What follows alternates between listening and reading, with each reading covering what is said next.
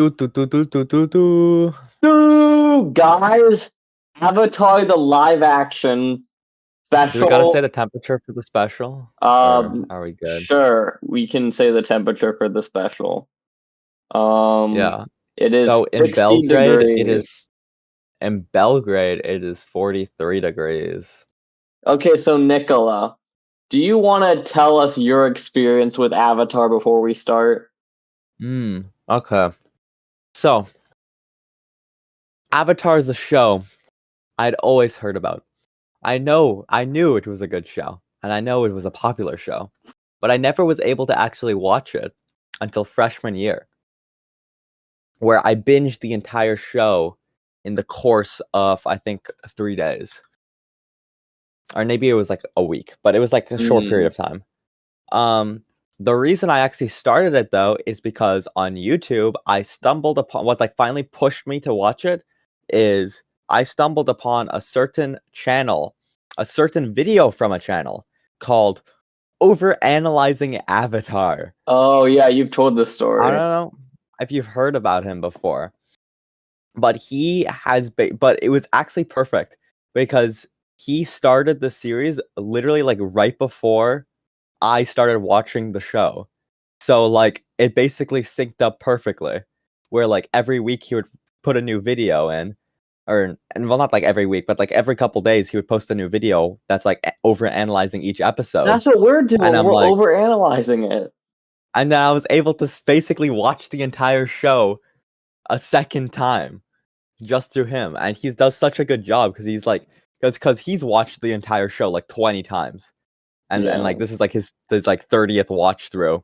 It's like this channel. This is an over exaggeration. This is hyperbole. It's not exactly that. Wow, that's crazy. But like, you know, it's going through and analyzing it, and like you get to see so many connections that you would have missed if you only watched it by yourself, because this is just something you only know if you watch it so many times. Yeah, like foreshadowing and it was great. and all that. And yeah, and I really well no, because he doesn't really spoil anything, but he makes like connections that like you just would have missed if you didn't know. Like tiny details you just wouldn't have been able to see.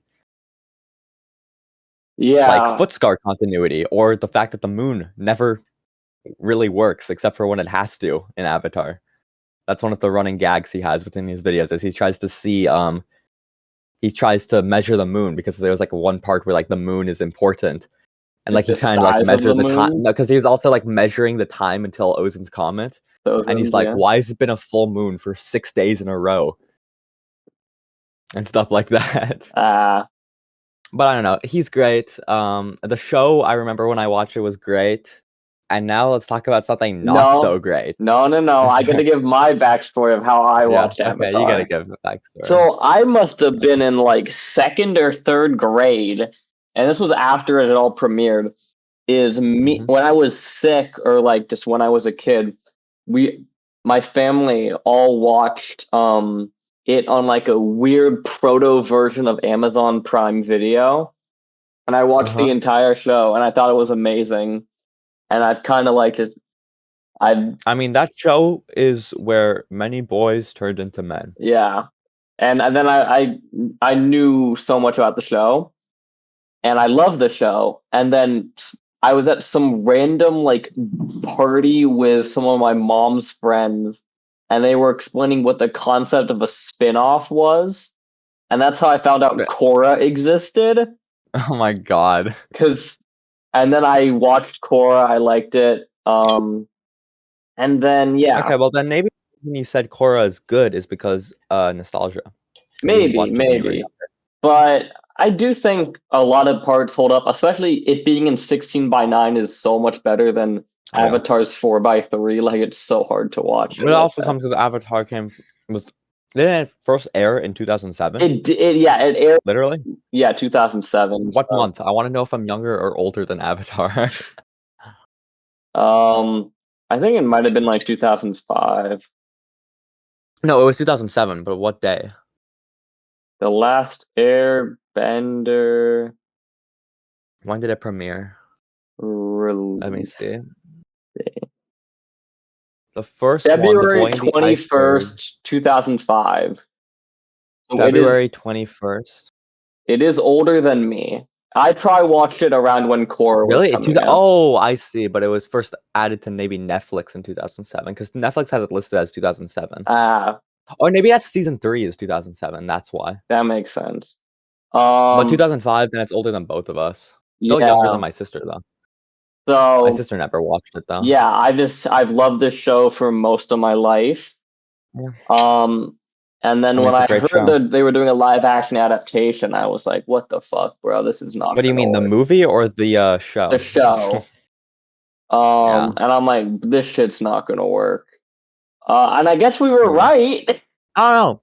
I feel like live action could work if they just adapt it 1-to-1.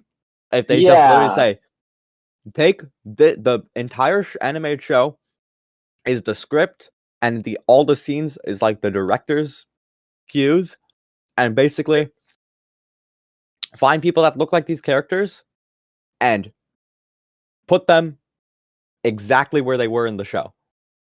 Stuff like that. Yeah, but I feel like at that point, like, what's the point? To have it in live action. Yeah, but the point is it's just live action. The point is, people for some reason don't want to watch something that is animated, which is cringe because exactly. That's what I'm saying. Like if it was if it was like exactly like the original one except live action, then I could get my parents to watch it and they would actually probably like it. But all the concepts of the show are built for animation. Like I see so many like comparison shots, and it looks like him riding the air scooter, like in the intro. Like I see that comparison so much. I guess, yeah. It does it so badly. But it also just comes to how it's been shown in live action. It could definitely be shown.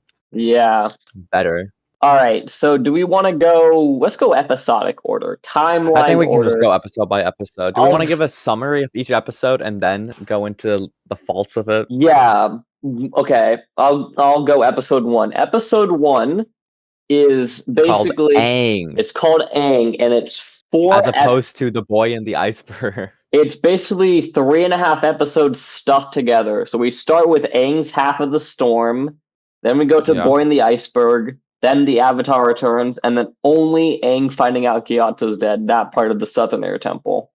Yeah. So now let's go into the problems we kind of have with it. So, first, a completely different intro. Yes. The storm. Instead of starting at the actual show started basically in like the middle of the episode where like when Sokka and it starts at the Boy in the Iceberg.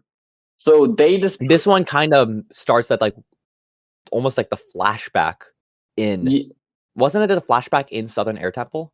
Was like the first time we saw. That's the first time we see the backstory, but of like that's not the first time we see the Air Temple, but we get the main backstory in the storm. Oh, we do. Okay. Yeah. So, but that's not actually where we start. We start in Earthbender is stealing Fire Nation plans. They're planning to attack the Earth Kingdom.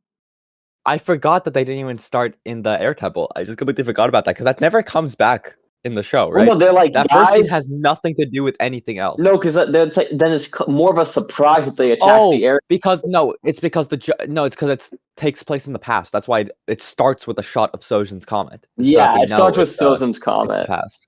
Yeah, which may or may not come back later. So, in Earthbender, he steals Fire Nation plans to invade the capital, and then he's brought before Sojin. Sojin's like, you know what? We're actually not attacking them. We're attacking the air nomads, and then he burns him alive. And then now I was really confused at a second when I saw that scene.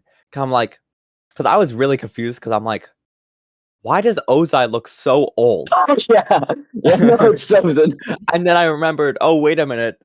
It's not, it's Sojin isn't alive for 150 years waging the war. I forgot it's a whole thing. It's like, it's a generational war. Yeah, it's like, that's a big part of the show. I think the timeline goes Sojin, Azulon, Ozai. It could be 3 or it could be 4. There could be someone between Azulon and Sojin. I'm not sure of the timeline. Actually, I'll talk about it later, but I was going to say something like, I think one of the best parts of the animated show is the fact that, like, each season kind of has its own villain. Season 1 is very much like That's Zuko and Zhao. Zuko. Season 2 is kind of like Azula, and season 3 is definitely like starting to like finally be Ozai. And Sparky Boom Man, you know? Sparky Boom Man, yes. Yeah. So continuing the synopsis, we see the after air the guy gets burned to death. Yeah. We finally see the air temple, and for some reason, Aang can fucking fly. Okay. Since I didn't know you hadn't seen Korra. That's a big fucking deal. No, I knew that point. I knew that point before. I know that the whole point that that airbenders can't fly. That's something I had known before. Yeah. That's why I made such a big deal. I said, why the fuck can he fly? The whole point is he has the staff to fly because he can't do it without the staff. You can only fly if you leave behind all earthly attachments. Yeah. So Aang is like partial flying, but he should not be able to do some of the stuff he does in this scene. But doesn't he still like technically fly with the staff? Like that's how they fly. He can manipulate the air currents to allow them to fly with the staff. But and he gets the staff later on. So I don't understand what's the point of that. Why doesn't he just have the staff? He should just have the staff, you know. Okay. It serves zero purpose, and it's just already. I want to talk about just overall how showing Aang's backstory first can ruins a bit of thing. Yeah. So we have like the whole intrigue throughout like the 13 episodes before the storm of like, how did Aang get in the iceberg? How did he know he was the Avatar and all that? But this show, it's like, and also removing it from the storm. The storm was great because it had Zuko backstory right next to Aang backstory, and you could see the parallels between the two of them and how they're pretty similar. But this one, they decided to completely separate. We're not so different, you and I. Like 5 episodes apart. But then they also just like mess up the whole timeline of the events, where we don't even like see him hanging out with his friends. Like the timeline in the original show is like he hangs out with his friends. He literally has no friends in this. We have no clue. Like he hangs out with his friend. He has fun. He literally invents a new sport. Then the monks tell him too early that he's the Avatar. Then all his friends are like, you know what? You can't play. You're too good. So he has to only hang out with the Gyatso. And then he finds out he has to leave Gyatso. And then now he's like, he has no attachment left. He's like, you know, I'm going to run away. He runs away. He gets caught in the storm. Yeah. We cut all the friends. In this case, why does he run again? He runs in the live action show just because. No, he doesn't run. He wants to clear his head. No, he's like, it's not even, you know what? Let's just take a slow flight to clear my head. He talks to Appa and he says, "Yeah, let's go clear my head." You do not. And know then the rest of the show. It's so big of a fuck up. This is crucial to his arc. I'm right about this. Because the issue with it is that the rest of the show, they treat it like he ran from his responsibilities. Yeah. Okay. They said, when the world needed you most, they make it such a big point. It's like, you were needed and you ran away like a coward. But like, he was just going to clear his head. Yeah. What? Yeah, like, the entire, like, one of the biggest things about Aang is like the guilt he feels because he thinks if he had been there, he could have stopped the war. Doesn't matter if he could have. He thinks that he gets guilted so much. Like you should have been there. You ran away from your responsibilities. You can't say that now because he's like, you know what? I'm just going to go take a flight. That he can't feel guilt for that. Yet somehow the show acts like he did. Exactly. And another issue with this scene is that for some reason, it's like they introduced that this is the Comet Festival, so that every single person, like, guys, gotta meet up to get murdered, genocide at the temple. Yeah, no, it's. I think that's supposed to be more like Sozin planned it to be on that day because he knew they were all going to be there. Plan a fucking comet. No, but like he knew the festival was going to be there on that day, maybe. so that's when he chose I liked it more. But the issue, but my issue with that more is that in the actual show, one of the parts that's like is that like it's a technological marvel and like a marvel that the Fire Nation was able to simultaneously scale 4 mountains in 4 corners of the world and take them all out basically at the same time. That is like badass. That's a cool event. Yeah, no, they and it sets them up. Also, they completely nerfed the firebender. Like an airbender could take out like 5 of them in the middle of Sozin's comet. You know what actually goes like that and burns an entire like 4 acres of land. No, you want to know what even pisses me off even more? even more, it's that later on, I think it's the second to last or last episode, Aang said, when Aang is like talking to the people, they're like, "Oh, you're the Avatar, so you can lead the battle," and he's like, "Oh, but airbending is more defensive, so we only dodge stuff." Literally, next scene, he is killing people with airbending, and Yeah. he is offensive with But airbending. This bro, entire opening scene is people being offensive with airbending. I swear, if they didn't show the comet, I would not know this was during Sozin's comet. Firebenders Exactly. do the exact same stuff they've been doing the entire season. Yeah. Firebending during Sozin. Yeah, exactly. This is The why comet is supposed to. you can't show the comet. Like you can't show the air temple rates. You Ozai can't show the burns air a temple fucking. rates. Ozai doesn't even burn acres of land. He burns a fucking continent. Yeah, dude, you He can't. has a fucking 10,000 kilometer wide fire plume. Like, bro, like this is why you just shouldn't show the air temple rates. It's a lot. It's in your. It's a your lot better when mind it's like filling the left for us gaps. to come up for us. Yeah, like ourselves. you imagine it as like this massacre of like fire being burned everywhere. Especially, and that's another thing. When Aang later goes on and finds Ozai's skeleton, they change it so he's not like surrounded by firebenders that are also dead. It doesn't show that he's done a resilient stuff. Oh, Frozen himself killing Gyatso is crazy to me. Like the coincidence of like Sozin, the all-powerful Fire Lord, just going after this one airbender. Like the coincidence there, I just felt annoying. No, the idea for that, I think, I remember seeing somebody's theory for that was like, the theory is that, you know that pendant that like airbenders have? Yeah? The past Avatar airbender had that. Aang had that by the end of the animated show, and Gyatso had that. There's like a theory that like that amulet means basically like you are the best airbender in the world. Oh. That's like a theory. So the reason that Gyatso has that, and then Sozin is like the one to take him out because like it's like he's the most like the best airbender. That makes sense.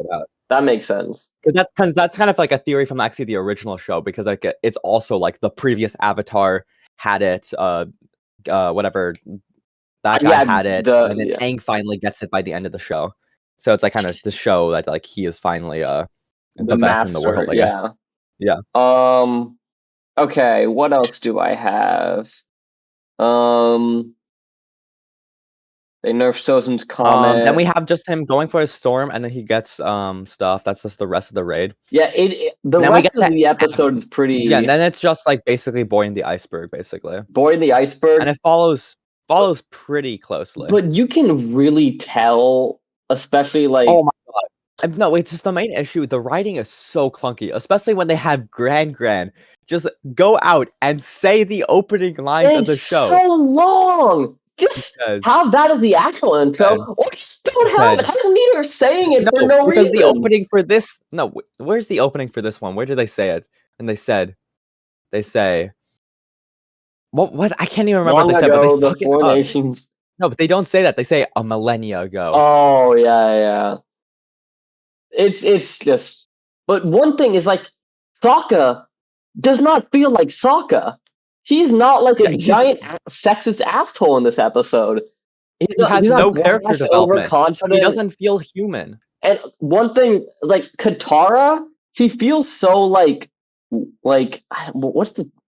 I wrote it down as like better terminology, but like she's so like soft and shy, which is like not Katara. Oh my God. You know? Like, you know what really pisses me off? It's the fact that in the last episode, all of a sudden, somebody goes up. She's like fighting against Saku.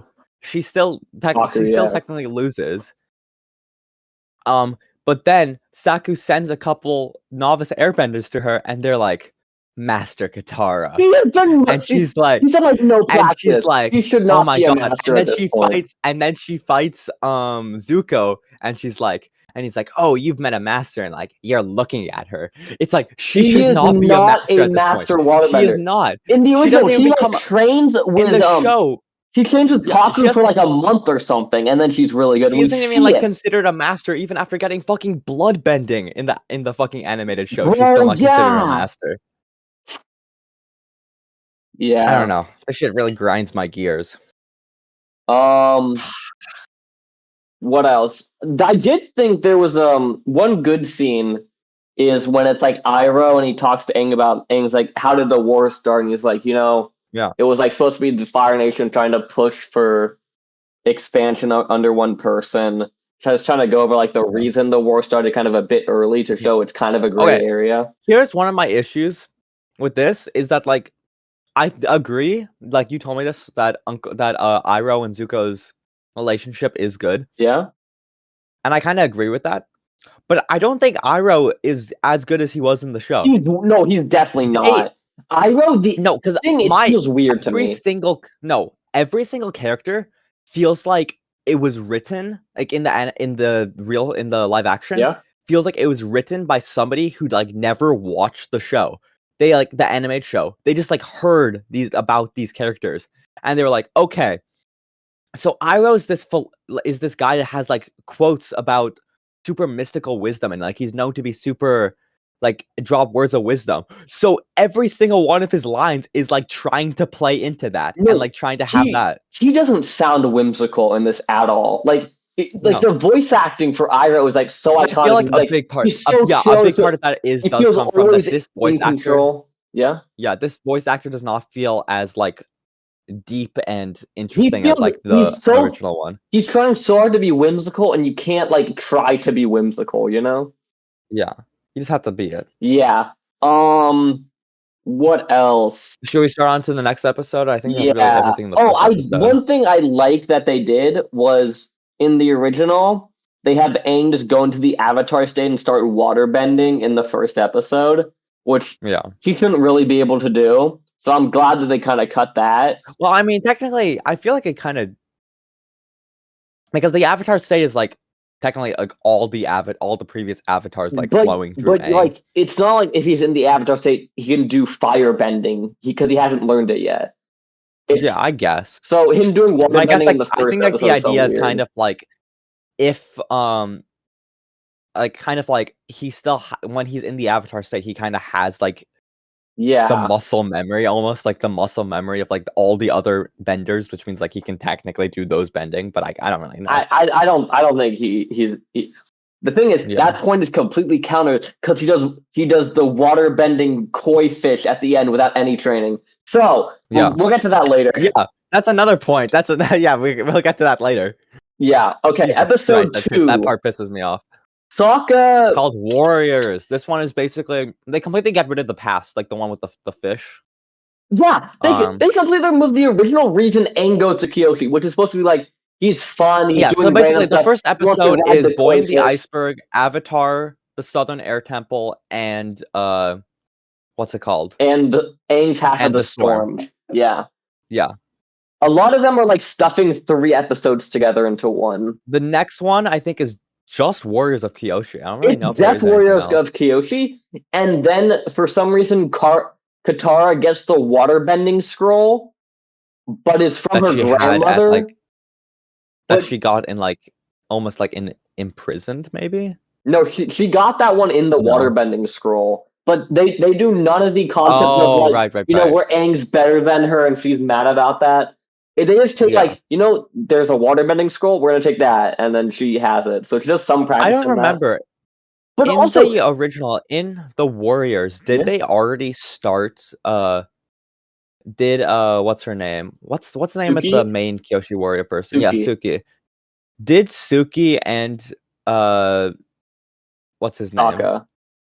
Sokka already start the relationship? Because I don't remember. I don't think they did. They kissed at the end of the first. Okay, they did. Yeah, I didn't remember that one. But also, and in that episode, I forgot about. They already introduce whatever mole rat person. I think in this episode, don't they? Zhao. Or do they not? They introduced Zhao. Maybe they do. Yeah, I think it's just Zhao. I'm trying to remember. But one thing I want to say is this is also kind of adapting with Winter Solstice. Because Kyoshi gives the whole speech about the Avatar state and the past lives of the Avatar. So they take it from that. But the main point of Warriors of Kyoshi was to show Sokka being sexist against women. And then he gets his ass kicked by all the women. And then he wears the Kyoshi warrior outfit. But he doesn't do it in this one. He doesn't do the whole makeup or the outfit. Because he doesn't have the character. Because he's not sexist. Guys, he's not sexist. So you can't even do this episode. Yeah. where he learns not to be sexist. It serves only because they need to ship Katara and Sokka and Suki, yeah. the whatever Suki, yeah. Yeah. Yeah, no, it feels so weird when they're doing all the training because it's like Yeah. they did it so much better in the original. And like this is the Yeah. one time he mentions the boomerang. Like that was his big thing in the first one that he has the boomerang. And it never comes back, really. Okay. After that, he just has his club for basically the rest of it. Yeah, okay. And then Zhao. We first meet Zhao. Zhao, he feels like a completely different character at the beginning. Because in the original, he's like brash, Yeah. he's intimidating, he's mean. This one, he's They like. completely get rid of his Agni Kai as well Yeah, with Zuko. the Agni That was a big part. The Agni Kai is a very important part to show like the Fire Nation like rules. And Yeah. there's like completely cut Zhao versus Zuko and the Agni Kai. And because that kind of builds up, like we're gonna learn his backstory in the storm. Yeah. And then we already know what Agni Kai is, so they don't have to explain it to us. Yeah. Do they even explain what an Agni Kai is? No. They basically don't. Okay. No. I hate how on the nose some of the fucking dialogue is though. Where oh my god, where's the best example of this? Where they just do not let us think at all. Actually, no, before we even get to that, this is just reminding me. Yeah. One of the last scenes in the last episode, they make the joke that Sokka is thinking with his stomach. You know the trope from the animated show where he is like constantly talking about food, but they never mention it any time in the live action show until that one scene, and then they treat it like it's been a thing the entire show. It keeps acting like stuff from the original. But it's also like completely set up as if you know nothing from like you've never watched. Own, but it's trying to stand on its own, you know? It pisses me off. Yeah, so Zhao, he's like cowardly, he's like nice, he's like helping Zuko. It feels so weird. I think they were trying to do more of an arc of him becoming an asshole throughout the season. Maybe because Azula was manipulating him the entire time because they add that. But one good scene that I thought was pretty funny is like Zuko screaming at I was like, the Avatar ran? He ran away from a fight? What the fuck is this? I thought that was pretty funny because it's like that was a tiny bit funny. And also the delivery of he ran was really funny. Like he ran. But it's kind of just felt like Zuko's like you kind of feel like Zuko always imagined him as like 110-year-old bender who's like a prodigy. And it's like some random. And then you know what I hate? I absolutely fucking hate the ending of the episode. They fucking introduced Ozai. Ozai in episode 2. The whole fucking point. It's one of the most badass and best parts of the original show is that we never see Ozai until the final. He's intimidating until the final part. We barely see his face. We barely see him, and we never see his face. He's more of a concept than a man. Exactly. It's like, and also, I absolutely hate the fact that they're trying to humanize him and make him a gray character in the live action show. I'm gonna get ahead of myself here. He cries while banishing Zuko. He just scarred his kid for life. He's not gonna cry banishing this guy. I'm calling it now. They're gonna completely remove the part where like he basically got his wife killed. Where he basically killed Zuko's wife. Kind of. Not really. Yeah, Zuko's mom. Okay. Yeah. I feel like they're gonna completely get rid of Zuko's mom. I feel like they're not even gonna mention her. Yeah. And actually, on the way they're setting it up, I feel like they're gonna set it up that Zuko's mom died in a way that was also tragic to Ozai. Yeah, no. Because of the way they've been implying it. Can I say something? Yeah. The good ending to the show was Ozai was this terrible person. In the finale, every single past life of Aang says, kill this guy. This guy is going to kill so many people. But it's so cool because Aang is just like, I'm not going to kill you. I'm going to do my own thing. He does his own thing. And then he gets him being sort of sympathetic takes away from all of that build-up. A slight critique of the animated show that, I'm not unique in this take, though, is that a large part of the ending is that is that they are trying to find that like Aang is really trying to find his own way to solve this conflict. Yeah. And it feels kind of cheaty that they just kind of They can introduce take the away lion bending turtles and just give it instantly. to him. Yeah. That they just give him that ability. That did feel bad. Also, him getting the avatar state back in the last 5 minutes felt a bit weird. Okay, but that's such a badass moment. It is. And then he's like, Honestly, he's in the air, all of the elements swim around him. I am He's the most completely fine. intimidating guy ever. I am completely fine with that one because it is such a badass Yeah, that's moment. so And once badass. I would not change that.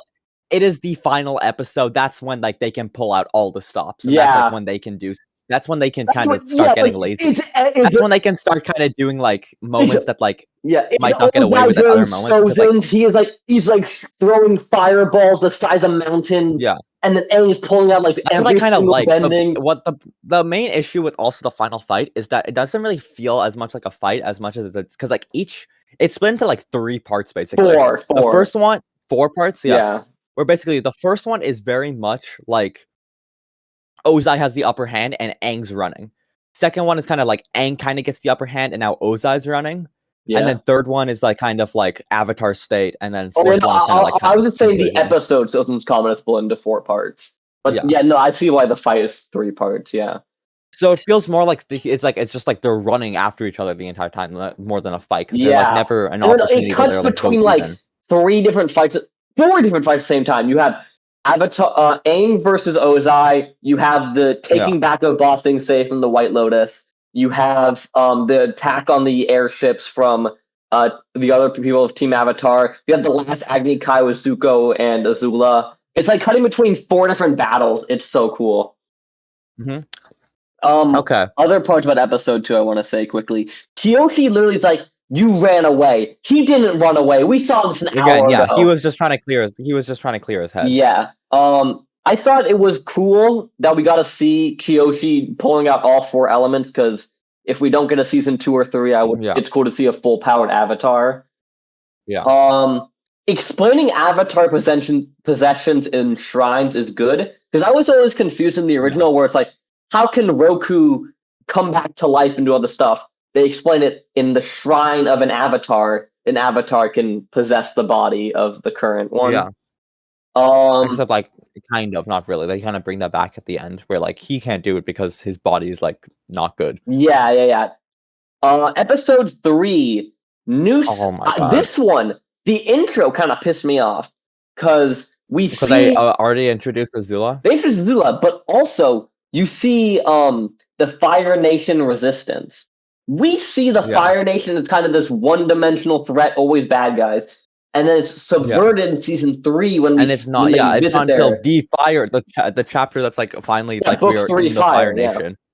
And it's like they're actually living in the Fire Nation, so they can now find out like how that these people are kind of like where they're not all bad guys. Yeah. Introducing Azula was weird. Honestly, this might be a bad take. Yeah.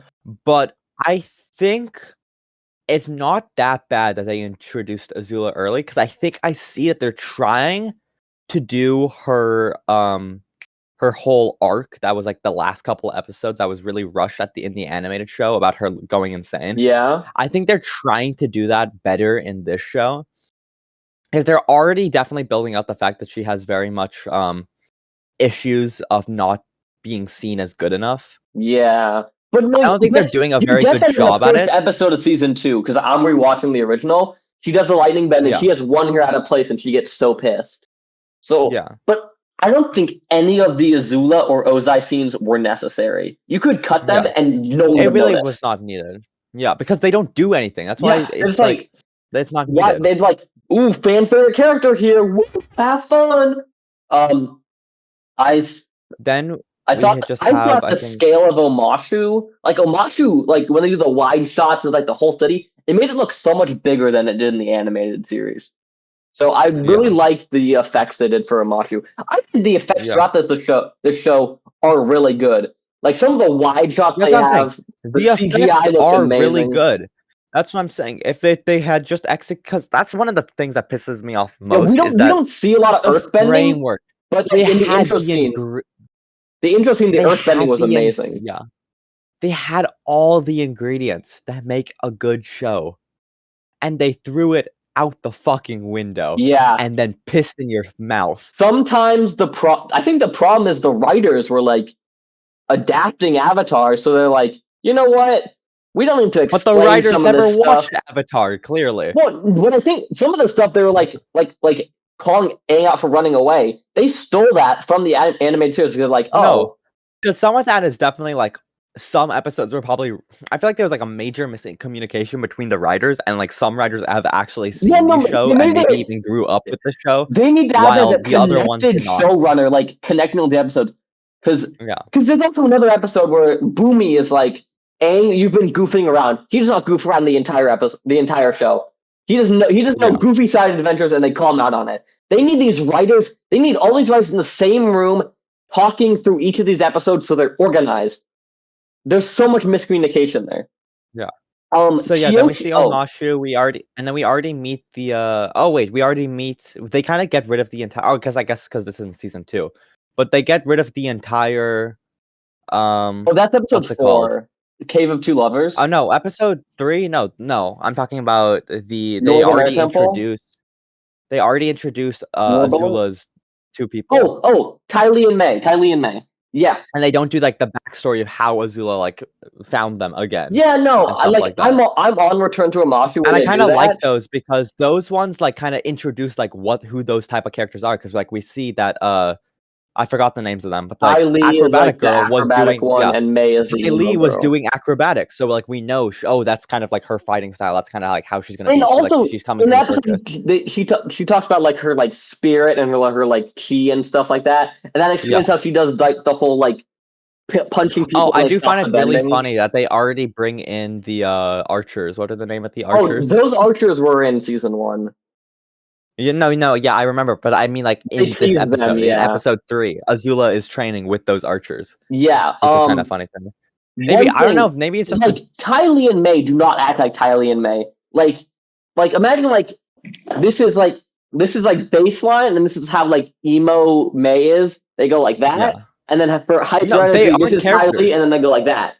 Like they aren't characters in the live action show. Ty Lee is her like standing like this when she would be going like like stretching her legs, doing all this acrobatic stuff, but she's just standing there still stiff. Because they aren't characters in the live action because they don't serve any purpose. Along with Azula, they don't do anything. Yeah, they're just there to just be shown like, oh, the Azula has friends, and they are like kind of like always like kind of egging her on just because like we can tell that like she's kind of like mentally unstable.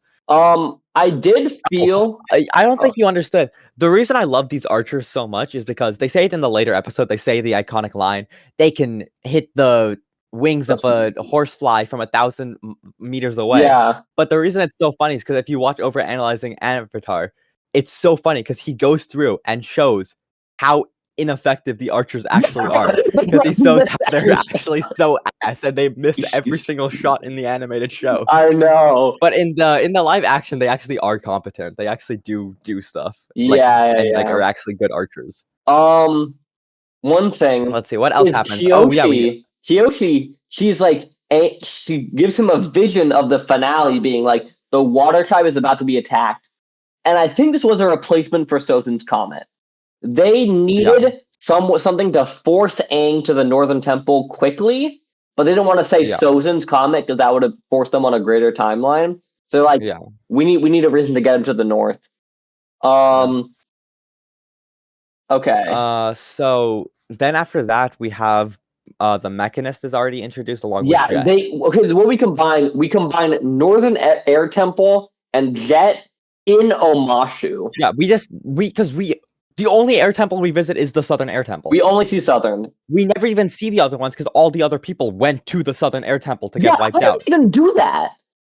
I think 90% of the reason they did all of that is probably because the animators or whatever, like the VFX artists did not want to make 3 other temples. Maybe that would probably be the smartest one. That would probably be the reason. But yeah, I mean, Jet and Northern Air Temple were both very accurate adaptations of their episodes, but in a different location. Yeah, except because like instead of them flying around the temple, They fly on they're the flying around Mashu Omashu, jet. and then Instead, Jet, instead of trying to instead flood a of town, committing he's just trying terrorism to and by killing a town of villages, he's going to kill a king. instead of flooding an entire town, he is just being He's an doing actual terrorist terrorism. by bombing. He's just doing Yeah. actual terrorism by trying to. He's, I guess both are terrorism, but one is like a more like definitive, like okay, he's trying to he's bomb the fucking White. he's, He's trying to bomb the White House. He is yeah. clearly. But I did think it was cool how they introduced Jet, where it's like I didn't know the specific casting for him, so he's like the guy selling something in the cart. Then when he puts on the outfit, you're like, oh, it's Jet. Oh my god, was that next episode or did they already bring in cabbages in this episode? Cabbages, I think was episode 4. There was a very small part of cabbages in this they keep episode where teasing he and saying knocks my the guy cabbage. over. And he never even says my cabbages. He But then does in the say next it. episode, Yeah, in the next episode he does. in the next episode, it goes up in flames, and we get a very dramatic moment. We get like this is so fan service. It's completely my cabbages. It's so fan servicey though. Yeah, I was not the biggest fan of the my The one cabbages. thing the live action show has in common with the animated show is that you should never pause it because you get some really weird freeze frames. Jesus Christ, I should not. I am pausing it every once in a while I'm scrubbing through it to see kind of the synapses and like some of these took like very detailed notes during my entire watch through so I could talk about it. Yeah, I just watched it basically. Okay, episode 4. The biggest twist from this is Boomy. He's talking with Boomy, and then Boomy instantly reveals that he's Boomy.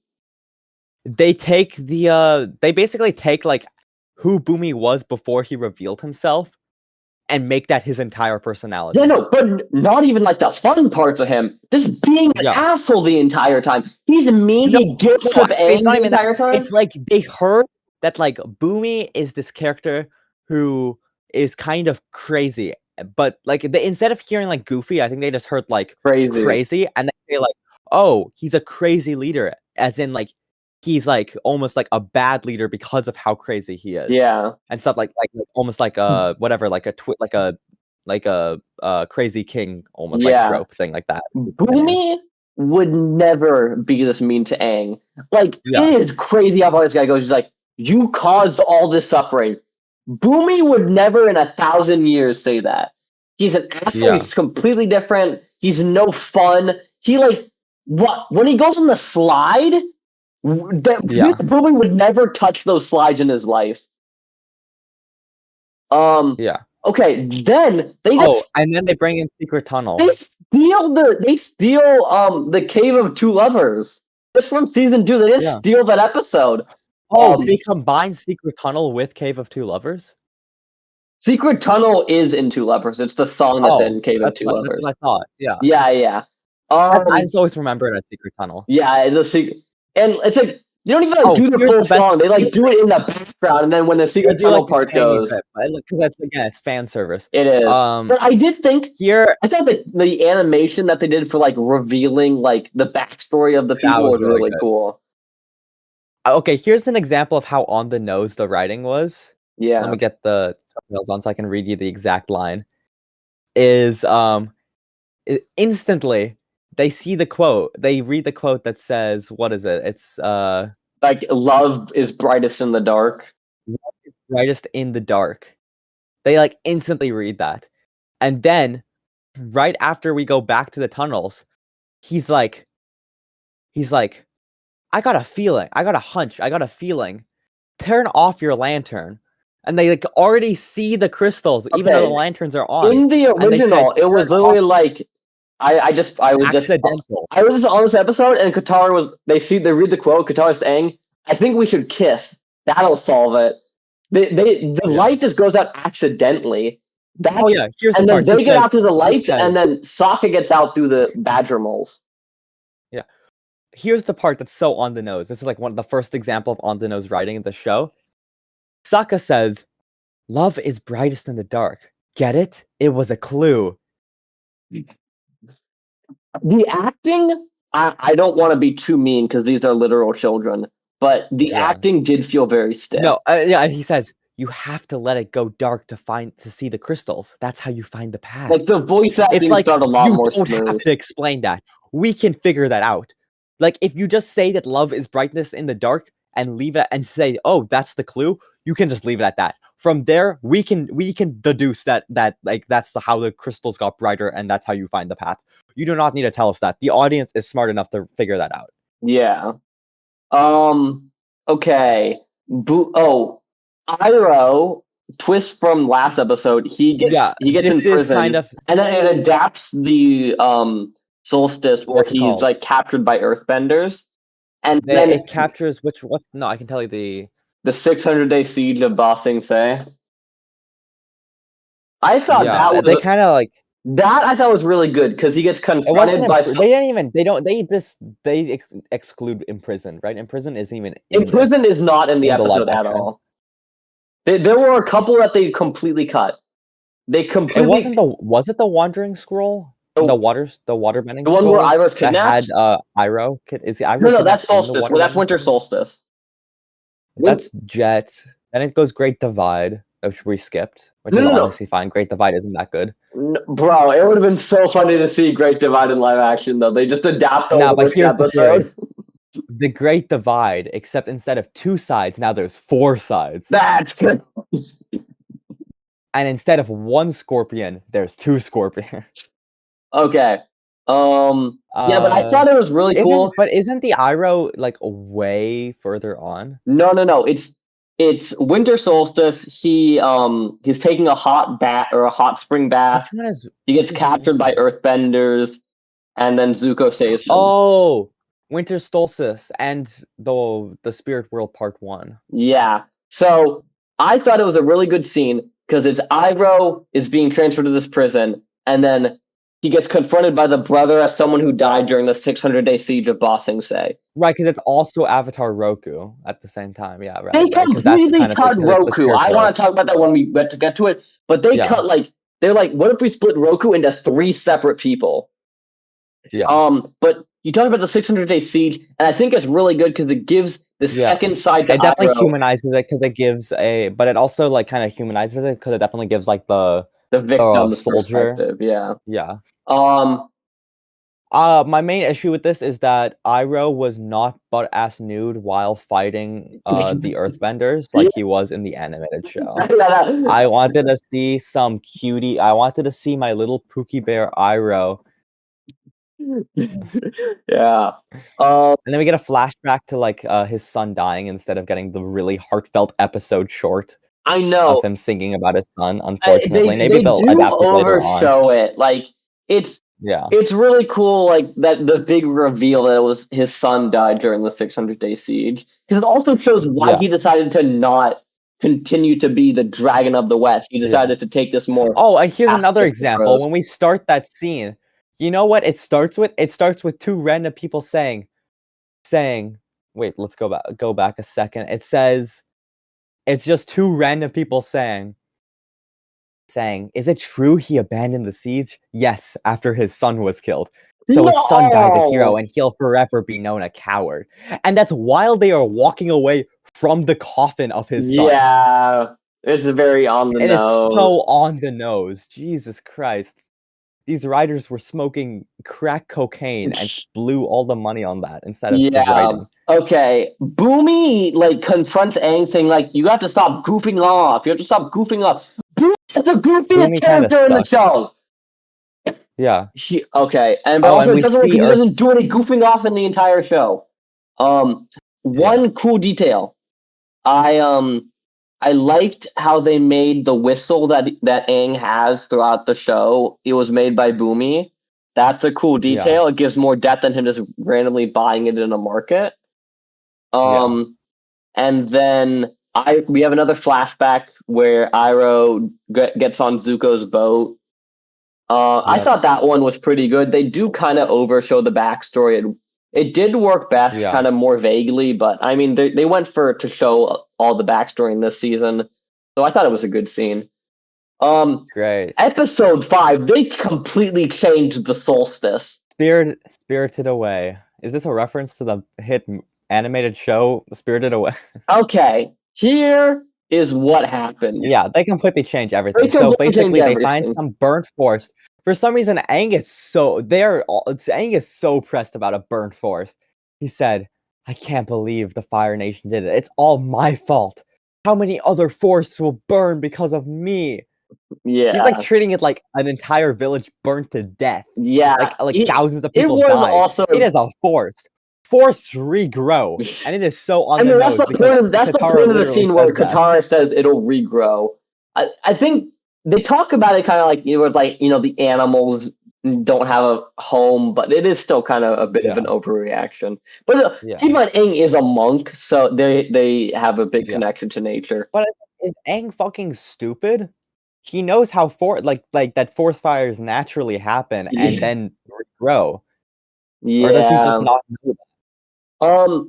They. Oh, and then they find all the wooden animals, and they go to the spirit world, One thing I want to and then say is I don't Ozai remem when he's talking to Azula. I don't know if this happens now or later, but Ozai is just like, you know what, Zuko, he found the Avatar. That's better. That's better than anything you will do. Ozai would not be yeah, complimenting Zuko like that. It might yeah, have been because just as a the whole thing manipulation against Azula, but I don't know. It felt like I genuine. don't I honestly don't think so. I honestly think that that final part where Jai tells Zuko that, like, his dad was just doing everything so Azula would be that, I don't think that's true. I do But in think the that he original, this genuinely this thinks this that. Ozai is like a caring father. This Ozai, like, actually wants his son to be, like, the next Fire Lord, and is just, like, also saying, like, Azula can, like, maybe be second Yeah. in command. One thing is, so the big change is like Aang has to go into the spirit world to like rescue some people. Big change. It used to just be in stop a thing. He brings Yeah, it's like he just had to Katara and stop it. Sokka with him? No, What? because the reason they do that is why in the original show does he have to see Kai again? Or whatever, what's the name of the face snatcher? Oh, that's to find the location of the ocean and moon spirits. But they completely changed Oh. that. They completely changed that. Yeah, the reason they bring in Ko the them face is because stealer. they need Ko to take his because they need Ko to take their faces. Yeah. Then Ko turns No, out no, Ko no, didn't take no, big change here, Nicola. No, they don't. They don't. They want to eat them. No, he doesn't want to steal their faces like the face stealer that he's called. He wants to just yeah. eat them.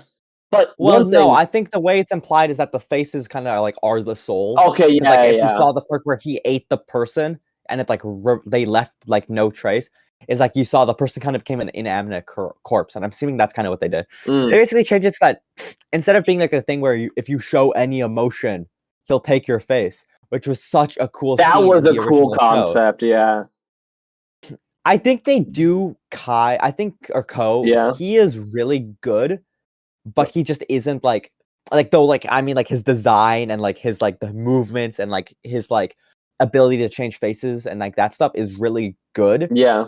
but because they changed, like, the fact that, like, he's just feeding in the fog and stuff like that, and he's Yeah, not, like, he's too emotion or big. any of that stuff. It was scarier when Aang actually had to confront him. Yeah. But one thing, the spirit world, they're just like, guys, how do we make this look to the spirit world? Let's just turn up the Blue. highest chromatic aberration filter we have. Turn everything blue and purplish. Yeah, no.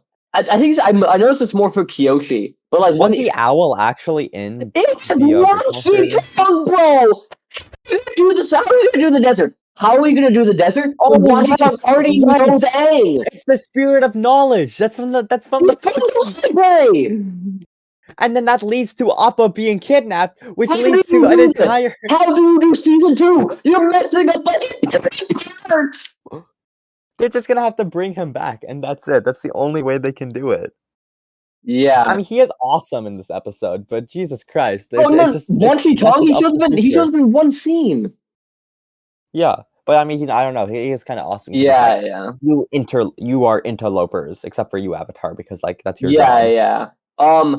It is Then cool. this episode is when they introduce the whatever mole person, Um, mole. What's her name? oh, the sniff dog. Yeah, Sniff Dog. June. Also, you know what one of the things they changed? Sniff Dog is so much smaller in the live action than it was in the original. the animated show. In the animated show, I'm pretty sure doesn't Appa and that thing fight? And like it's an actual fight because they're the same size. Yeah. In this one, Appa could fucking eat that thing. He That shit could. is tiny. It would fit in his mouth. Okay. One other thing is I like how when they're in the bar, they're just talking. You hear in the backstory, it's like, I was hanging out with the pirates and they had the waterbending skull, Yeah. and then they were in some kind of great divide. It doesn't reference all Did they the actually episodes. say that? Wait, did they say that? They don't I say, didn't realize they the said great that. divide. They say like he was in the canyon with the crawlers and the guide. We're doing the Avatar special with Nicola. Do you have any thoughts you want to say quickly? I don't really. It just like some of the acting felt really forced. You know. I think also a big part of that comes because the writing was really bad. Yeah, Nicola's just saying because the writing was bad. Yeah, it just felt like awkward. Yeah. Yeah. Really. Cool. And then they also reference like fortune teller. But one thing is they have zero mention of the deserter. You know, like the firebending guy who was Zhao's teacher. That gives me a theory that they're gonna adapt it in season 2. Yeah, because like that is a very important scene. They're kind of trying to already do White Lotus because, like, in the whatever the episode, he get like Uncle Iroh gets the White Lotus chip, the Poku piece, whatever. Yeah, the pie show. And he gets that, so they already are kind of building it, but But yeah, I think deserters is like Boomy is completely different. Like Boomy does not feel like he would be a member of the White Lotus in this. He does not feel like he would be like this. Because he's like too like not joyous. Yeah. And like all the members of that order are like either like kind of like serious or like serious but goofy. And that's kind of like what Boomy and Iroh and all those, like, because they all like seem like they would be friends because I forget they're all it's Iroh, it's Boomy, it's Sokka's sword Iroh, guy. Boomy. Yeah, sword guy. It's the guy, the runaway, not the runaway, the deserter. The deserter. That's why I mentioned it. The deserter is him. Like he makes firewalls. That is a really important episode. He's the firewall guy. Yeah, because it's Aang is like he burns Katara, and that's like he's never gonna firebend. And then you have the big moment where he trains with Zuko and is like learns true firebending. Is that the dragon episode? Yeah, this one is also what I like to call a mindfuck episode, where it's like you watch like the worst moment of someone's life. You basically Ko's like they completely changed Ko to be like Ko makes you see the worst moment of your life, and oh no, you're skipping over the part where Sokka sees a white fox. Oh yeah, that says you should go recombobulate. Also, be careful of the fog. The fog is dangerous. Yeah. But I wonder if that'll come up later. So we see the Southern Raid. Yes, then we see the Southern Raid is, except in this time, I don't remember. Did they change? I think it's the same as same as the original. Because I don't remember. I thought the mom was an actual waterbender in the original. Was she not? Maybe. Was it still? Actually, I can see right now. I don't have enough to say. When was her backstory? I can actually. Southern Raiders season 3, I think. An episode called the Southern all Raiders. The way. Okay, then I have to scroll. That is like one of the best episodes. Because the Southern Raid is something we hear about throughout the entire show. It's Katara and Sokka's mom is dies, and then they but then this one's a big change. Sokka does ice dodging. Now this is a minor plot point in the original. I completely forgot about it. But it was called the Southern Raiders, right? Yeah. There is a tradition in the Water Tribe where it's like ice dodging, where you have to ride a boat through like giant things of ice to like prove you're a man. And in the original, it's like you're supposed to do it when you turn like a certain age, and then you're supposed to do it with your dad. But dad and left. They completely get rid of. I forgot. They completely get rid of the whole plot point that like, one of the ways they know the Fire Nation is coming is when ash falls from the sky. But they include it in the final episode of ash falling from the sky. Yeah. But like a big part is like always that like whenever you see ash falling from the sky, like you know the Fire Nation is coming. Yeah. And then that's like why like in the last episode they didn't have to explain it because like we saw ash falling from the sky and we're like, oh, it's happening now. Yeah.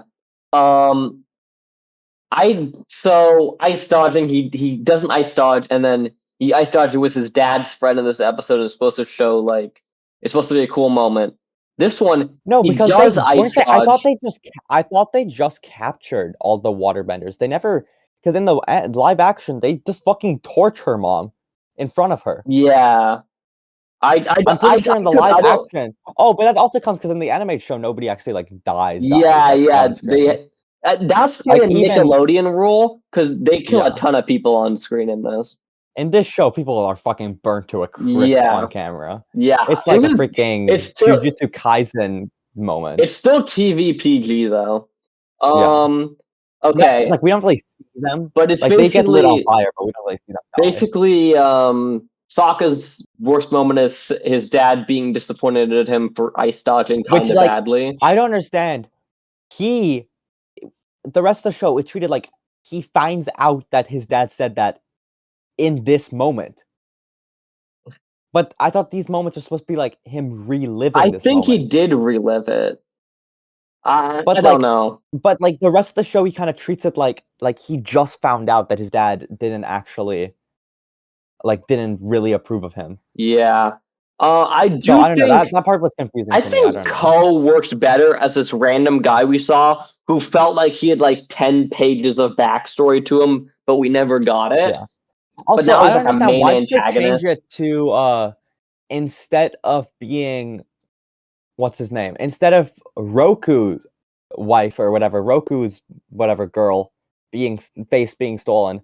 Why is it the whatever waterbending avatar? Is it Roku's? No, Roku's No. wife we see, I think. No, but because one of the avatars people were stolen. I could have sworn it was Roku's. I think it was the water guy.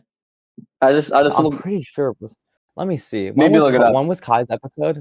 Ko was season 2. Winter Solstice Part 2? No, it was season 1 finale. Was Ko? Really? Yeah, season 1 finale that originally had Ko. But I need to talk about this. Gyatso in the spirit world. This is I hate this. I hate this so much. So one thing is Gyatso, Aang finds Gyatso, and it's not this illusion, it's just literally Gyatso, and Gyatso's like, all the other airbenders, they decided to be, I think, reincarnated because that was like something, and he decided to go to the spirit world. They don't explain it at all, but he's there. And Gyatso says to Aang, you know what, you couldn't have done anything, you would have just died with us. It's good that you were frozen in an iceberg.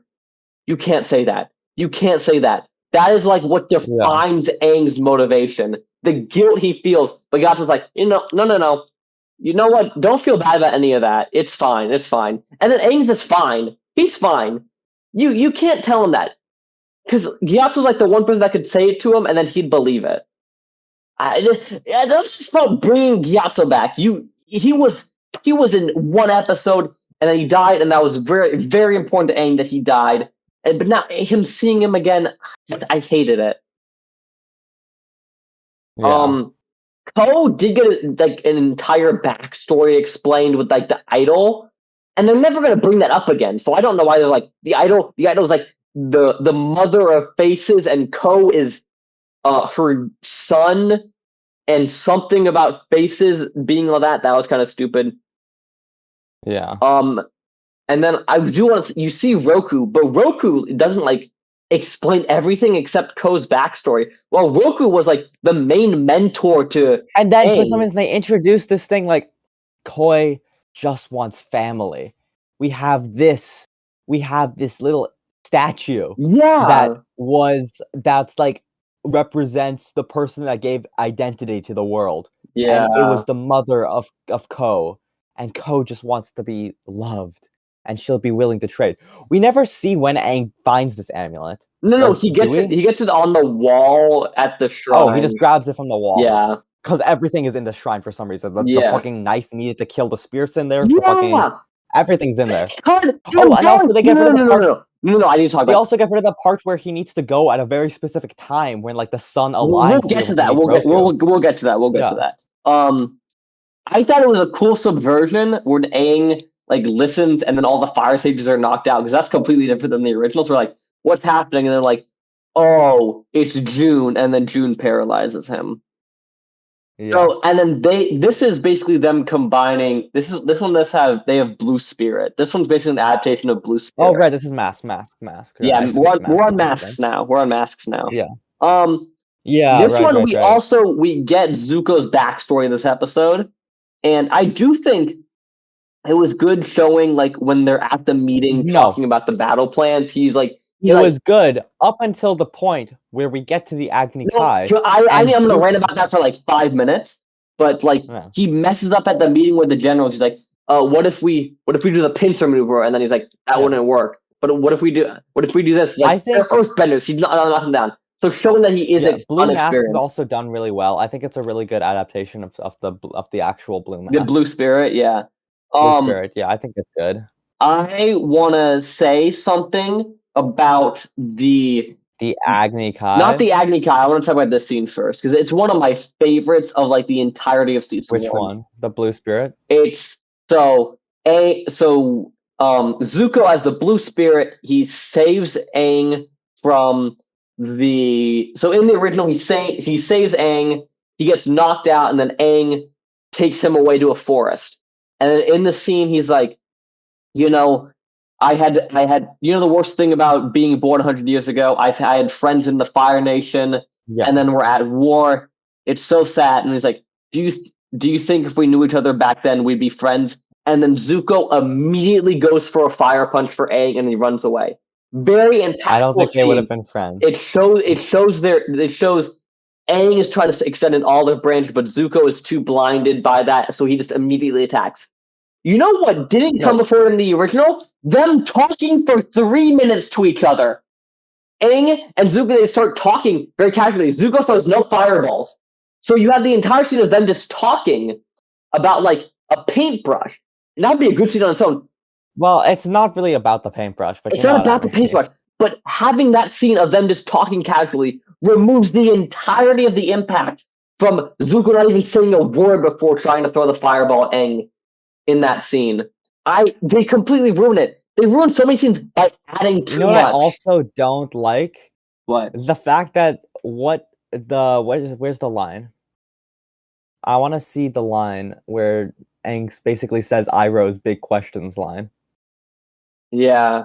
But I feel like a big problem with the show is sometimes adding too much. Yeah, he said, you know what the Fire Lord is doing is wrong, so you don't have to be with him. You can show some compassion. That's an Iroh line, right? No, that's I jumped over it. That's the part where he gets mad because he's still trusting his dad. Yeah, it just they have like the scene where they're in the forest talking about, do you think we'd be friends? It just immediately goes to that in the original, but this one he gets knocked out, and then you have the scene of them talking, and then you have that scene. So having that middle scene completely removes all the impact of the later scene. Yeah. But do you want to get to it, Nicola? The biggest example of this is the fucking Agni Kai. Give me 1 second. Okay. I want to find the exact line where. All right, I can talk about stuff, and then we'll get to the Agni Kai. Yeah. All my stuff happens. I do think. Oh yeah, because there you go. This is the line said. He says, "Then I can go he's like, if I capture you, I can go back and take my rightful place as the Fire Lord." And he said, and Aang is like, "Is that what you want? Is to be the Fire Lord?" Yeah. And he said, "Yes, of course. That's what everyone expects of me." That line comes a lot harder coming from Iroh. Yeah, because then he says, "Yeah, Gyatso, he was my teacher. He once said, we can't worry about anyone else's expectations. I know it's not that easy. I mean, I'm the Avatar, and it's whatever." Yeah, and he kind of goes to relate it to himself. But they kind of do his line. He's like, why do you want to be the Fire Lord? Yeah. Like, you don't have to play to other people's expectations. I mean, one thing I love about the original, I feel like maybe they're kind of doing that. I can see that maybe they're trying to do it. Like, they're like gonna keep asking Zuko the question, like, why is he doing that? And then like the climax is going to be Iroh asking the big question. One thing that I really part of that is because I saw one of the reasons why is because like when I first watched a couple days ago, that like really started to make me really pissed about the show, is because I saw such a good edit of the original show that that like just reminded me like how pissed off. Let me see if I can play it. From It's like just like a fucking fire edit. Yeah. It's like it's the entire quote about inner strength. It's time to talk about the big questions. Who do you want to be? It's so fire. Yeah. And it just reminds me how Dude, good like, the I original was show in like was. sitting And in then my I seat, have to like go thinking and about watch like another 4 episodes of this live action show before this episode, before this special episode. And then I'm like, holy shit, I'm gonna fucking kill myself. yeah, no, I bro. cannot. I like every time I think about like all these fire moments in like season 2 and 3, I get like literal chills because they're so good. Like Crossroads of Destiny. There's so many good moments. Oh my god. Okay. It's just, and But it let's just makes talk it so about this much more Agni disappointing. Kai. They mess it up Okay. so much.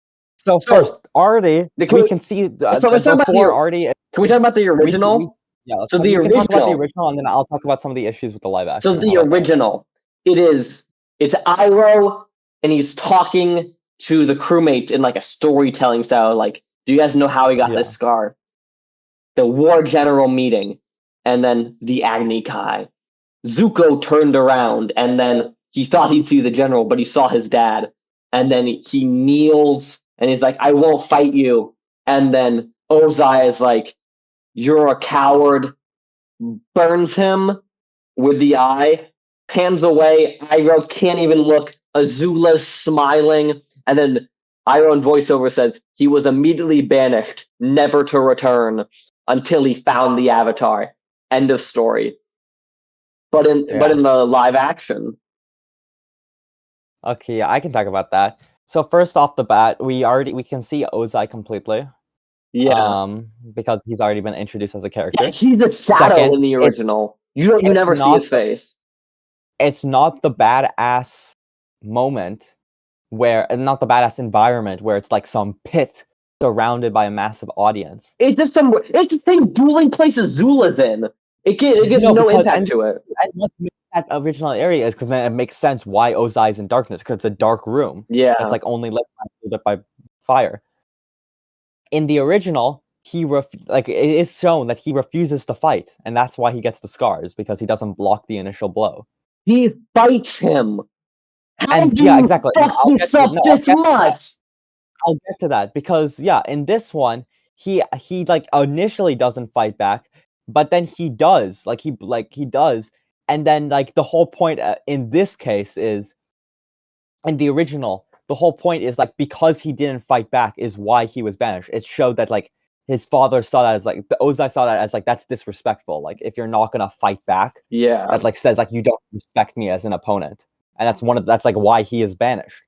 In this one, he's banished because he holds back and doesn't punch and doesn't like for a different reason. It's not because he refused to fight; it's because he could have fought but he didn't. Yeah, no, he had Zuko would not be able to take down Ozai with like There's literally like almost ending of season 2 when like they're retaking Ba Sing Se, the Fire Nation's taking Ba Sing Se, and we have Ozai and like the first confrontation. Don't we have Zuko see Ozai? That's like when Zuko betrays them. Like Day of Black Sun. Day of Black Sun. That scene gives me chills. No, because he's standing there. They both don't have firebending, so they can't fight each other. And he's like, it's not my destiny to beat you. It's the Avatars. He had the chance to kill him with a knife right there, because Zuko can't beat Ozai with firebending, but he could have killed him with a knife right there. But he's like, that's not my destiny. There was like a moment a little bit before, a little bit after that. Maybe it was with Azula that as soon as the firebending did come back, like it was shown that like the moment the firebending come back, Ozai like shoots an entire like wave of fire at Zuko. Yeah, it just shows they're that, like, not the same on the power level. No way he should not have been able to beat him in Agni Kai. And that kind of comes because, like, in this live action, he's like, that kind of comes that, like, doesn't he, like, in this one as well, like, a fucking single teardrop falls down. No, like, he's sad. Like, while burning his eye, like, he's, like, crying. He's crying! It's really... He wouldn't cry! Yeah. Bro, and then you cut away to Azula, and Azula's like, in the original, he's like, Azula Loki. That shit Loki turned Azula on. That shit, like, she you know, Loki. she was smiling like a giant She Loki. grin. Well, she wasn't smiling, but like, she got those eyes. Like, damn, that Yeah. shit's sexy. No, like, okay, She's discovered in a the new live king. action, she looks so sad that it happened when she's supposed to be like smiling because this Well, is like, no, she doesn't. No, I don't think so. I got the impression that like, I got like the feeling like in this live action, she Loki looked like she discovered a new kink what? in live action. She To me, looked like like she she was Loki. like frowning to me. No, to me, she just looked like kind of like almost expressionless, but like she was kind of enjoying it. Maybe it's just because I remembered the In the original, actual one. she is like she's grinning ear to ear. But you don't see Yeah, that. this It's one she's not. weird. She's like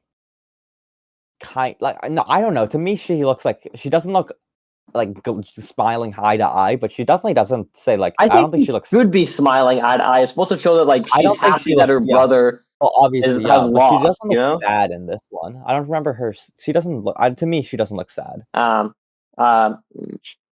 Maybe. Yeah. What Either else? that, then we We have get the backstory of how he gets banished, which is basically he refuses to. He just like continues to reinforce the fact that he refuses to fight, and then Ozai's like, perhaps your he doesn't body even is get strong, but banished your right after the mind Agni is Kai. not. He gets banished for like Yeah. not pulling back on his ideas. Yeah. But I do think the line "he'll never heal" it's like he'll recover, and then I was like he'll never heal, like just to show like this has like a ton of trauma effect on him. But they made Yeah. Ozai wait. He like started crying while banishing him. That you can't humanize Yeah. him. That doesn't work. Like one of my favorite scenes is like it's during Silson's comet. They're at Ember Island. They're hanging out there, and they find this picture of a baby, and it's like oh look at baby Zuko. It's like and Zuko's like that's my dad, and it's like a humanizing moment for Ozai where it's like him as a child. Like you can't be humanizing him in Yeah. season one. Yeah. The one good change that I made, this was a fire change. I'm surprised they didn't have this in the original. They say that the crew he refused to sacrifice became the crew for his ship. Yeah. The Legion he refused to become a ship. That is I such really a like fire that. change.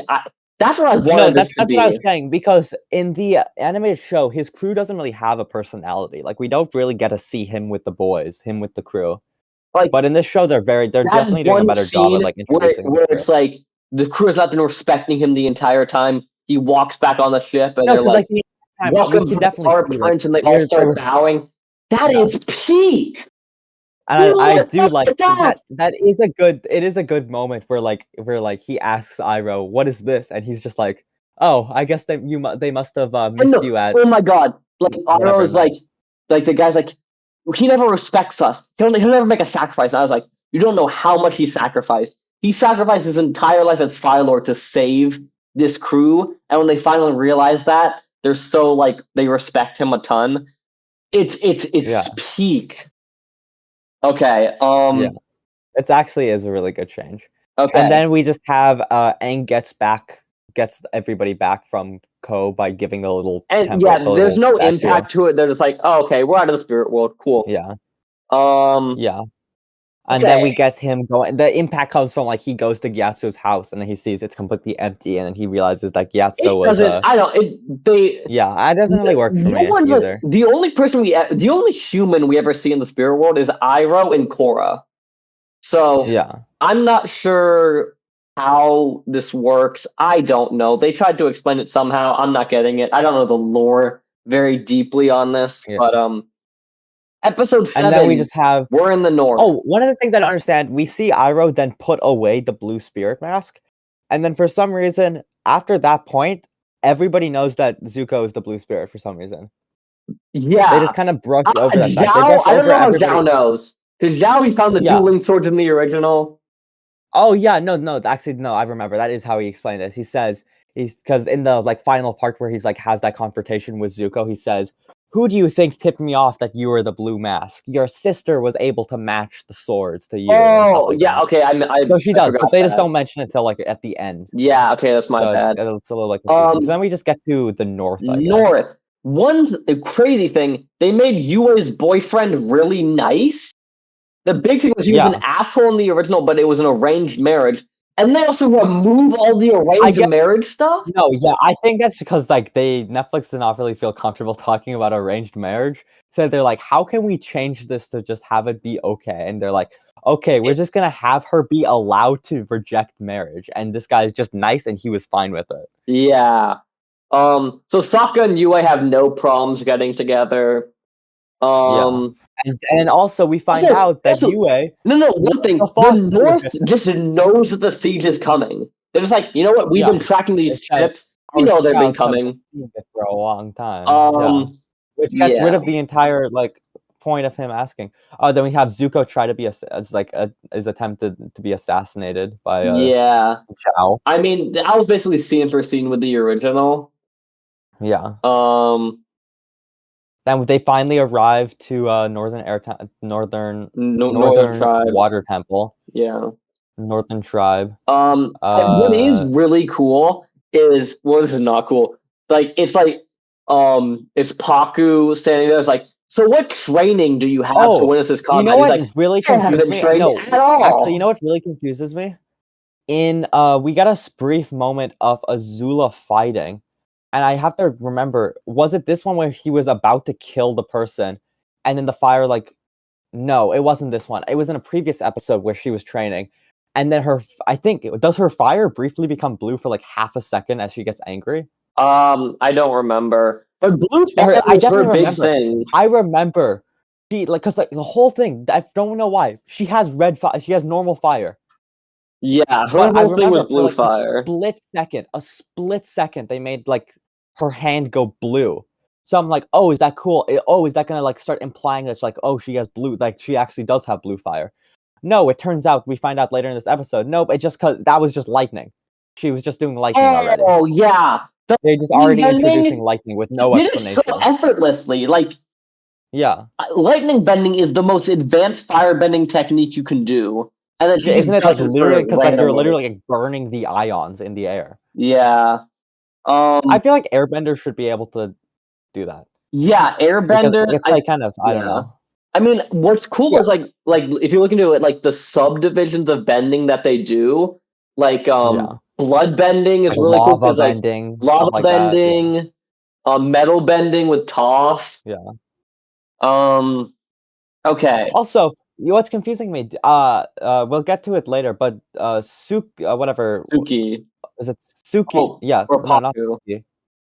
Paku. Sorry, yeah, Paku versus Katara is done like literally, basically 1-to-1 with the animated show. Yeah. But one of Paku's attacks is where he sends like a blizzard at Katara, but that's airbending. Yeah, that's wind. That would be air. That would be airbending. So I don't understand how he does that. That's a little bit of an oversight. But one thing I do want to say, just because it comes up in this episode, is Aang has not bended a single bead of water the entire season. Do you guys know why it's called Book 1, Water? Because he learns water bending. And then season 2 is called Book 2, Earth, and then Book 3, Fire. How they mess up the timeline of everything? Because now he has to learn water bending in Book 2. He's supposed to be dedicated to earth bending. I would not be surprised if he learns it in the first fucking episode. He is. It's gonna be like 2. You know, guys, we've been practicing like the past 3 months. I can now water bend. It's literally gonna happen like behind scenes. Like it's gonna be like in the future. The cool thing is like the evolution of all of them learning bending, because they learn more and more every episode. It's really cool. Yeah. Then we just have a lot of sexual tension between the Fox Girl and Zuko. Yeah. Sokka. Yeah.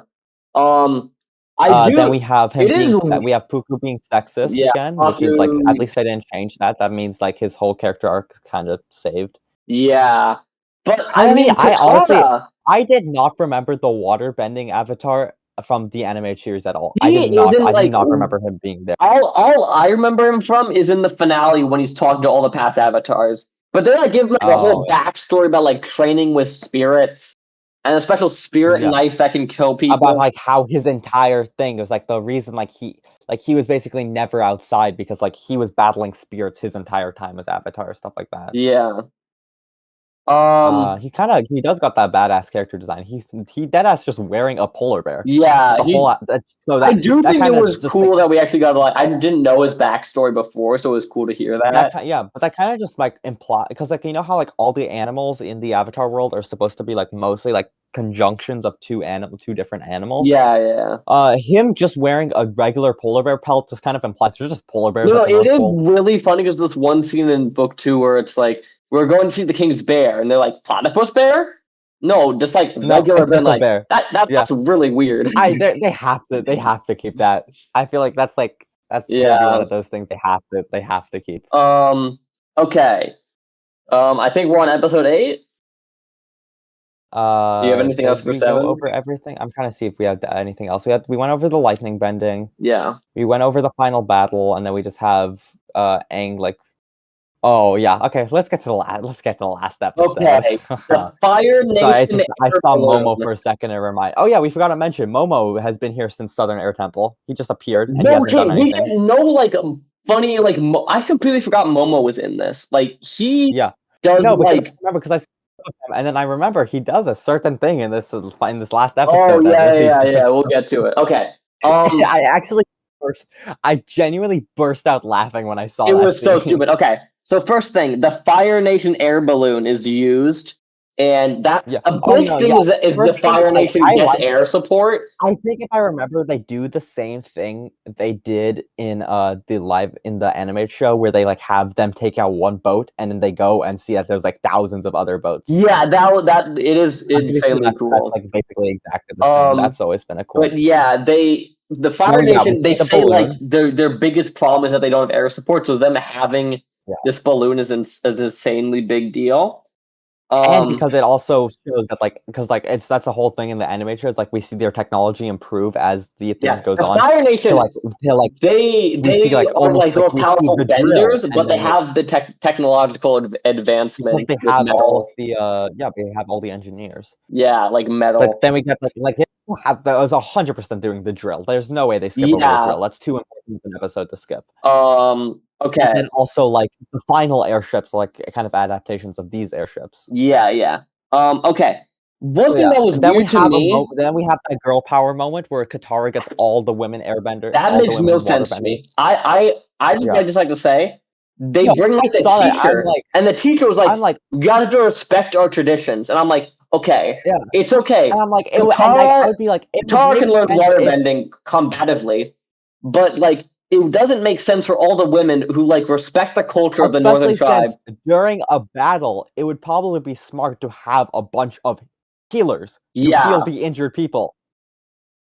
But I don't know. Yeah, because healing with waterbending is a rare thing. Like it's like only a few people have it. So I do think they would have been more better used as a healer. But I think they do change that. I think they change. They changed it in this show. That's anybody can. Anybody can heal with waterbending, which is just only women do it. Yeah. Paku has a lot of depth removed because they completely remove the whole thing where he's sexist, and that's why he loses. We went over. Why he loses brain drain. Skipped over the one part I really liked in the last couple episodes. I think it was in Masked as well. Yeah, is Zhao and the guy that like follows him around and with the notes. Everything. You know, Zhao is really funny in this also. That's really funny. Yeah, because I like how like he's like, oh, I need to find out a name for me after I complete this siege. I like how he finally comes there. It's the Moon Killer. That actually is. Is a Moon Slayer or Moon Killer? That is fucking badass. You cannot lie. That's a badass name. Okay, Paku has a lot of depth removed because they removed the entire thing with him. The last being episode engaged from engaged to Grand. It's mostly accurate to the ending of season 1. It's mostly accurate to because there's a thing called a fucking ice moon now. The ice moon where the spirits can go to the Come out human one world time. for one Right, I day. forgot about that. But I mean, that doesn't really change that Well, much. no, It kind of 'cause does, but it makes it feel so coincidental that they're like yeah, I that they are guess. Yeah. that there's the ice moon that the spirits visit once a year, and that But I feel like that's that kind of times like up another thing. perfectly.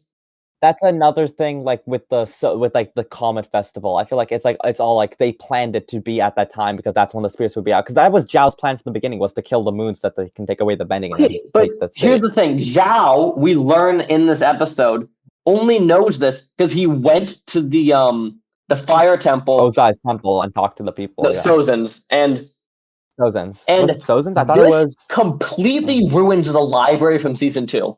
Now, in Yeah, season 2, the library, we have Wan Tong who has this big library, and he's like, my one request is that you don't use any of this knowledge for war. Now, we hear in the original, he's like Zhao, how did he find about the moon spirits? He's like, I went to this underground library.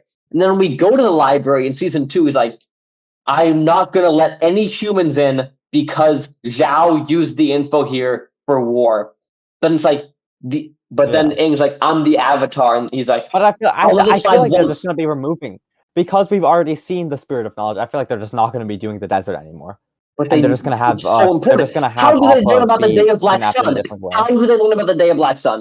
But like it's like Wan Tong is like, allow you use one time, but you're on thin ice, and then they find about the Day of Black Sun, the thing that could end the war. Probably from the same, probably because you know how the post-credit scene is like the Sozin's Comet, like kind of thing in that thing. Yeah. Maybe that's how they're gonna find out. They're gonna be like, the astrology thing is also gonna show that there's a day of black sun. Yeah. I don't know how they're maybe. gonna figure out that cuts off bending. Maybe they're gonna like put it 2 to 2. When we lost the moon, our bending is connected to the moon, and when the moon disappeared, we lost our bending. Yeah. Fire bending is connected to the sun, and when they lose the sun, they will lose bending. Maybe that's like how they're gonna do it. I don't know.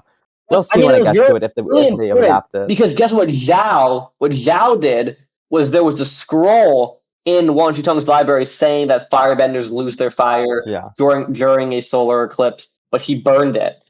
Yeah.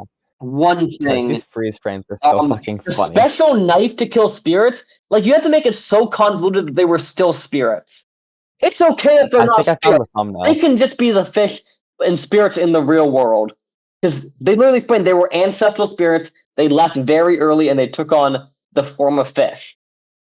But now they have we have a special knife that can kill them because now they're still spirits. Honestly, for the thumbnail of this special episode, I already put an image in general. I'm gonna take all the best freeze frames I've gotten from this like the best fucking freeze frames I've gotten from this and I'm gonna get them in the it's like, look at that. That's like me watching the show. Yeah. That's gonna be in the thumbnail. That has to be. Yeah. Is Aiden still making the thumbnail for this episode, or are we gonna I think if you can make it, that'd be better. Or I can just make it. Yeah, I'll probably make it. I don't even know if I have access to Photoshop, but I'll make it. You can just do it in like a simple program online. Okay. But yeah. So then we have all that. Then the moon does. I like they do the whole red sky. No. And then we got it. Nicola, we got into your favorite scene. Momo's tragic self-sacrifice. There's so many scenes. I think that's after the moon. Oh no, it is before because that's how they introduce it. Yeah. The water heals. I feel like Momo. We built so much up the entire season. We all love Momo. So it's basically, he's only had one scene the entire show so far. They're trying to get all the women and children and people that can fight into the stuff. When all of a sudden the temple gets hit by a fireball and now stuff is falling.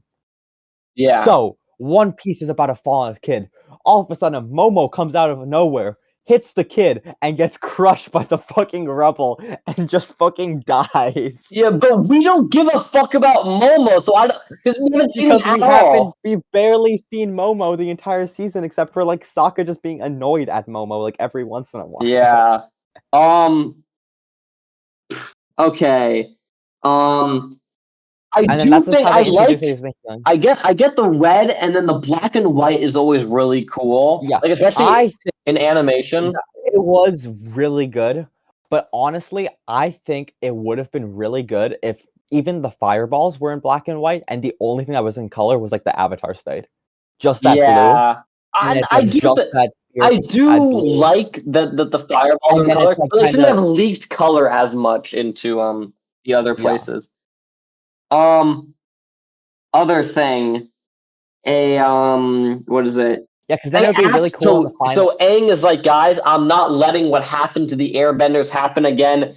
He merges with the koi fish in the Avatar state. And then this is crazy to me. So no, the whole thing I was saying about the Avatar state only be able to use the elements that you currently know. He has not learned waterbending at all, but in the Avatar state Yeah. he can command this giant koi fish.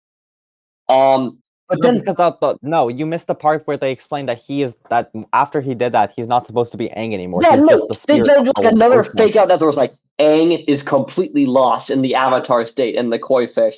He will always try No, to find the yin he's to his lost in the yang. Avatar state. He has become the koi fish. He Yeah, is just the koi fish has taken over him. yeah, Aang's like soul is gone. He just is the spirit of the moon yeah. now. Of the Oh ocean, my I guess. god, I'm really mad about this. So they completely cut this part of it, but it's Zuko kidnaps Aang during when he's in the spirit world because they can also completely cut the spirit world, and he has him in a cave and he makes this big speech about like I've had to work hard and that's made me who I am. My dad said that my Yeah. sister was born lucky and I was lucky to be born. It's this amazing monologue from Zuko just talking about his past Yeah. and And all also, he's had to one of struggle the issues I through. have with the fire thing is like in the like Iroh gives his line like anything you do to those spirits, I will do to you And tenfold, bold. but it just does not hit as hard as in the show. Yeah. In the animated show, every single line he says in that, like he is like puts like the voice actor He's normally has calm the such entire good time. like I will at least he earn this actually feels tenfold. like he actually feels like he understands like this is like Iroh, like you can tell Iroh's like is like scared like if this something happens Because he is he like knows gonna what be the pissed. spirits are. He studies Yeah, spirits. yeah, Um, he's a very spiritual man. um, Then somehow Katara just gets him out of the spirit state at the end. I don't no, understand no, how she just does it's that if because he's supposed to be lost. it's It's because because the the moon came back, girl, yeah, because the girl but I sacrificed don't understand herself. because the whole point was that Aang was supposed to be lost. Yeah, they didn't say he was lost in the show, so yeah, I don't know. It's weird. I don't know. They have And then we get to just like the post-credit no, rebuilding stuff. I want to talk about this. Zhao. So Yeah. it is Zuko confronts Zhao. We find out Azula has been helping Zhao the entire season. Well, no, we've known that. We just have Zuko finds that out. Zuko finds that out. But we've known that. And then this is a change. Iroh is the one that kills Zhao instead of Aang. Because in the Yeah. original, it's He like just well, he Aang doesn't kill him grabs him and because drags him underwater until he's drowning and no bubbles come up. again, you gotta remember it. Remember one of the final lines from the one of the last episodes? I've never killed anybody. Yeah, I think they're actually I've trying to never adhere to that this time. I've never intentionally inflicted harm upon another, let alone kill anybody. Yeah, And I love that. That's another reason why I love overanalyzing Avatar, because he then has a compilation of every single person that Aang has like 100% killed. yeah. What else? Honestly, after the special episode, let's watch a couple episodes. I honestly think I'm you on should. season 2 right now. If Of what? I'm on Swamp of the original. For overanalyzing Avatar? Oh, overanalyzing Avatar. Yeah, I have work I gotta do, and Okay, so, bro, no, just like watch one episode. I got stuff I Please, just gotta watch do. one episode. Please watch one episode. They're literally at most 12 minutes long. All right, yeah, I'll do the one. longest I'll one I watch think I've one seen is like 60 minutes. overanalyzing Avatar. Yeah. Okay. Anyway, so getting back to it. So yeah, then we just get kind of like conclusion and like just like This is a kind of big allusion change. to the future. Is there like there's 1,000 warships we sent to the north? That was actually a distraction, so we could take this tiny earthbending city. Like so we can take Omasu. Omasu is not as important as the fucking Northern Water Tribe. Yeah. It just happens to be taken in like the second season. We find out. Yeah, when they return to Omasu. that is not like a big like cliffhanger ending. They've And then, like, taken the whole thing is, like, they Omashu. no, actually, in the What? original one, it is taken by Azula, if I remember It is taken correctly. by Azula, but it's not a big, like, twist. Like, it's not like a Yeah. season-ending twist that they've taken Omashu. Yeah. But the real post-credit scene, Is guys, Sozin's Comet. Sozin's Comet is coming back. Soon. Wow. We don't know when. Soon. They said they Soon didn't. They trademark. said they did that because they didn't want to they didn't want the actors to age too much, and they wanted it to be like realistic with the timeline. So that, But you but, like, need the issue. you need the stakes of like Aang needs to learn all 4 elements by Summer's End. Yeah. It's a timeline. It's intense. Yeah. Well, that's basically the show. I That's have a what we lot have of. I to- want to talk about 3 things: overarching removals, overarching problems, and then stuff I think it did better or good. Yeah. Overarching removals. Aang does not simp for Katara at all. There's like they have no relationship. I think that's built really there. good. 100%. I think that's better Really? because because that's the live action characters. Aang looks so much younger than Oh yeah, Katara. the age It would be difference. so weird It if would they're like feel if they like awkward, you know? actually are. I definitely think they should hold off on like Aang and Katara if they do Aang and Katara relationship. If they do like any relationships for Aang, if they did, it would be Aang and Katara. I think they should 100% hold off to that until like the actors are like grown up. I don't like look so like one looks like an actual like child and the other one looks like a teenager. Yeah. Okay. And then a bit of and then stuff I've already talked about. Removing Aang doesn't actually waterbend the entire season. They cut That deserters. sucks. That's so fucking stupid. You remove the time limit Deserters for Aang. also kind of sucks that they removed that because that's like an important character. That's like the White Lotus. That's like Yeah, another. I think it's like, going to be in White season Lotus 2. coming They up. got to put it in season 2. Yeah. They would have referenced it if they didn't put it in season 2. Because every episode I mean, is yeah, referenced. Every episode they brought is referenced. because they brought Cave of Lovers and back to the to season 1. Yeah, So maybe they're like swapping Deserter with that. maybe. Roku I doesn't. mean, they kind of skipped Imprisoned, but I don't know. Yeah, that one's not too important. Yeah, it doesn't really matter. Roku I is can't believe they skipped Great Divide though. Great Divide. Yeah, not Great Divide. They only referenced it. They should have had. Yeah, no, bro. I want an season. hour-long Great Divide. You know. Yeah, exactly. It should have been 9 episodes long. Where like episode 5, where like in this 9 episode season, like it's like in between 4 and 5, we have the Great Divide. Yeah. Roku doesn't teach Aang at all. He's split into like 3 separate characters. I think it worked better as him talking to the most recent version of himself, who was a firebender. It shows like that the avatar before him and all that.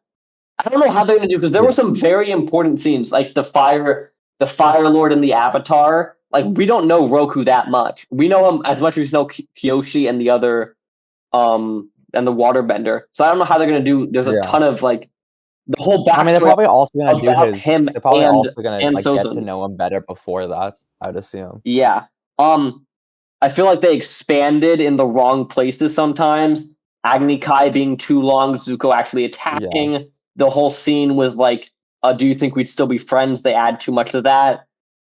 It's less episodic and like less filler, but like filler is sometimes necessary. Like one of the biggest highlights of Avatar is that even though 90% of the episodes are like technically filler, kind of. Yeah. Every episode feels like it moves you closer to the finish. Yeah. Like it's not to be an Aiden, but like it's kind of like Adventure Time where like everything kind of comes back. Yeah. Almost everything. I feel like they're gradually like trained. Like maybe like it might be like they're doing Great Divide, but Aang practices some water bending along the way and he gets slightly better. Exactly. They undercut a ton of moments, or at least it just shows the passage of time. It like shows that they undercut a ton of moments. Kyoshi calling Aang for running away, Bumi calling him for goofing around. They steal a ton from season 2. They steal Cave of Two Lovers. They steal Wan Shi Tong. They steal Azula. They steal Ty Lee and May. They're taking a ton of stuff from season 2. Really. They bring them, but they haven't done their backstory. Yeah, they haven't done their Or, like, backstory, their but like recruitment. having them kind of removes like the introduction of new Yeah. characters in season 2. I'm surprised they didn't tease Toph. I assumed like the Yeah. post-credit scene would be like, they have like a poster for like the A blind certain bandit. a certain fighter named the Blind Bandit. Yeah. It relies on coincidence a lot for the Air Temple raids and the Ice Moon / Siege. Sokka has no real character. They remove his sexism. They remove his food stuff. They remove Yeah. a ton of stuff with the boomerang. Oh, Serpent's I forgot that Serpent's Pass is so much later on. I could have sworn Serpent's Pass was, like, before the Warriors. I thought, like, that was, like, how they got to the Warriors. I completely forgot about that. Serpent passes when they get to Bossing Say. Yeah, I completely forgot about that. Alright. I feel like Katara, they made way too soft. Like, Katara in the original show, she beats up a ton of people. This Katara's like, I can barely waterbend this sphere. Oh, I'm like weak and stuff. That's not who Katara is. Yeah. Improvements. I thought it was cool seeing how some of the episodes were remixed. Like, I thought it was cool how Jet and Northern Air Temple, Jet, instead of going after the Fire Nation, he goes after the Northern Air Temple guy who was working for that. It felt like it was cool seeing those two connected and seeing how these episodes that we know, they take concepts from it and they remix it with other stuff. That was cool to see. It's not better, but it's fun for me because I've seen the original and I'm seeing how it's changed. I thought they had cool character depth with like June had the great line of like I